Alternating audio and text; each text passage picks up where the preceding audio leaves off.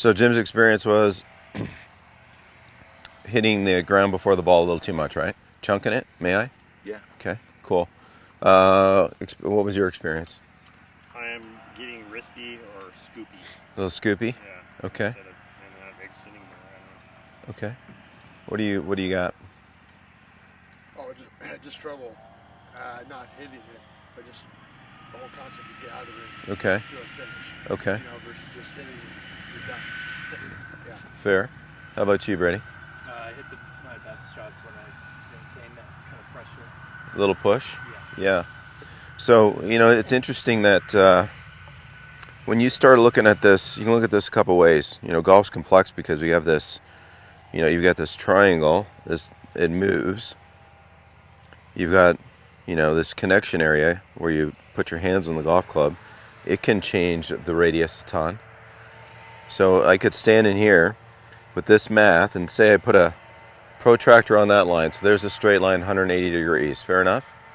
Then I can bend it back and maybe I can not quite get it to 90. So let's call it, you know, I can go from 180 all the way back to maybe 100. Okay, so in a ball strike, when you're smashing a 7-iron, there's some unique things that happen. The swing, we create some energy. This thing changes. The dimension, and I'll use you again. Mark, you'll be my model here. If you would just stand right here for me, bud. Okay. So you're the ground, okay? Okay. I'm going to rest this right on your shirt. So there's a measure. There's a ball. Gravity's different. I'm going to hit a pitch shot off your stomach, okay? I could put a protractor on there and call that 135 degrees, give or take. You with me? It's just a magic number. Now, I've got a little pressure. As soon as I do this, I've reduced my radius a ton, haven't I? See how this is? I would miss the golf ball unless something makes up for that change. What's my shoulder doing? Getting closer to what I'm about to hit. Okay? So I could also do this. I could get closer to 180 and hit him in the ribs, couldn't I? So you see there's a bit of like geometry and math happening here a little. I don't want to make it more complex, but you said scooping. You said hitting behind it, right? I see it a little bit when you're missing. You're doing pretty good. You're all doing pretty good. But now when you think about this, if we have this measure, this little bit of radius first, rather than, I could come into this ball and get really cozy. Man, that feels great. It's like hot chocolate on a cold day. But this isn't going to be a reliable motion to have that intersection of club, turf, ball work for me. So rather than, have feel, I'm going to elect to have mechanics in that I'm going to have this comfortable radius that I can, set to a ball that might make a bit of sense. Now, as I let this ball pop off this club, okay, you guys can't really see, but that push is in place the whole time. There's always a radius, like the spoke on a wheel, keeps the wheel round. There's a little push the whole time that helps me clip a golf ball, rather than maybe creating a little too much angle that now I got to figure that angle out a little bit. Okay, so please ask them. So you talked about, but what's the radius? Yeah, so a good question. It's kind of somewhere in here. Okay. I wish I could tell you. Okay. Some 3D machine could probably tell you. I mean, they are. But if you start to go as a complex human, because we are pretty damn complex, if we create some structure and radius, we tap and find this. Now here's some pretty passive hands, you guys.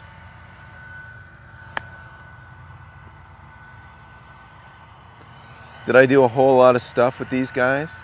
Not really. Now, if I need to hit it farther, don't I need a bit more accumulation of power?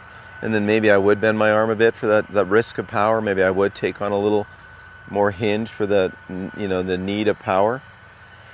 All right, so while we're doing these shots, the important thing, I'd like to develop this to where you have some confidence in it, is that when you miss, be responsible enough to kind of hold your finish for a second and go, okay, was my path, think about what I could do here.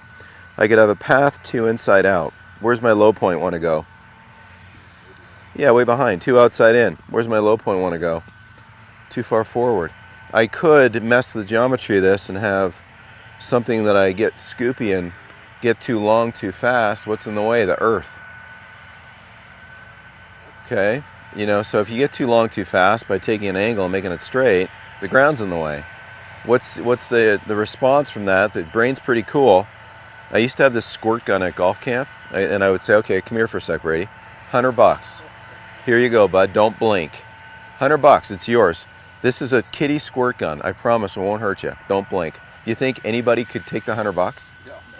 Of course, because we react, right? So that's why when you're hitting these, you got to be really aware. Is the path bothering me? Is it too inside out a little bit, where I can chunk it, hit the ground a bit too far, you know, too much before the ball, or am I a little too much outside in, because that's a little bit after the ball? Am I passive enough to not add complexity and let the ball get in the way? And so you can say, what energy do I need to make a golf ball? You know, go to that pin up there. Man, I don't know if this is right, but I'm going to choose one. Maybe land on the green and let it run up there a bit. You know, I flew it too far, but it worked out really nice. So that's as simple a motion as I can make without complexity to have a result. Okay, and that result, I guarantee I'm not hitting a ball. I know a ball's going to get hit, but I'm choosing a rhythm and a speed to a kind of finishing form that I've got as many things working in my favor as I can have. Rather than, oh, please God, let me hit this shot nicely. Stare at the ball and try to hit it. So, in our practice, yeah, future days, so if I'm hitting it behind, yeah, an indicator, hey, too much inside. that's a possibility. What's the if you're hit yeah ahead? Okay, and how about wrist conditions? Right. Yeah. So I just want you to be your own best coach. Yeah. Okay. And so if you get a tripod and you can hold a phone, you're always connected to me. You can always say, hey, Martin, I'm hitting bad wedge shots, and I'll look. And I don't want you to type me a note. I shot 82 and I did this. I'm like, I don't know pros don't know what the hell they can't express to me what they do. A video expresses to me what they do. Pretty easy. Okay. For self-diagnosis. Yeah.